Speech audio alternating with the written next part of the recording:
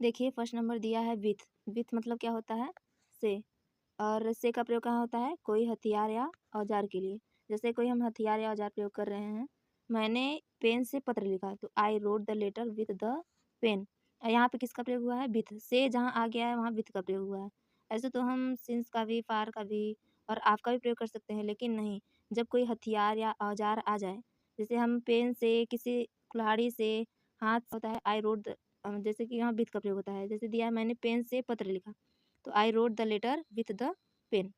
अगर देखिए मैं सब्जी से चाकू काटती हूँ, यहाँ टूल्स प्रयोग हुआ है ना, चाकू एक टूल्स है। ये सब जो बच्चा ये देखिए खड़ा हुआ है, ये सारे टूल्स को प्रयोग करके खड़ा हुआ है। ये आपको समझाने के लिए आपको यहाँ पे इमेज दिए हैं।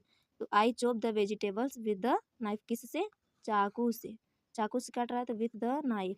और चॉप द वेजिटेबल्स, यहाँ पे कट क्यों नहीं प्रयोग हुआ है? यहाँ हम कट भी प्रयोग कर सकते हैं, लेकिन जो तेज धार वाली वस्तुएं होती हैं वहाँ हम चॉप का प्रयोग करते हैं, चॉप का।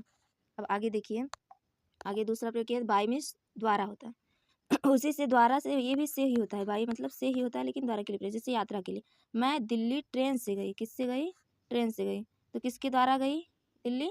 ट्रेन के द्वारा। तो ट्रेन के द्वारा, तो I went to Delhi by train, द्वारा के लिए, लेकिन बाई में से भी होता है।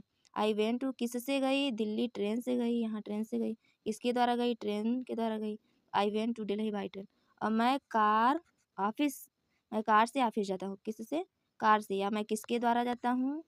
जब मैं कोई यात्रा आ जाए, यात्रा की बात कर दिए, तो वहाँ पे बाई का प्रयोग होगा। मैं कार से ऑफिस जाता हूँ, तो I go to office by the car.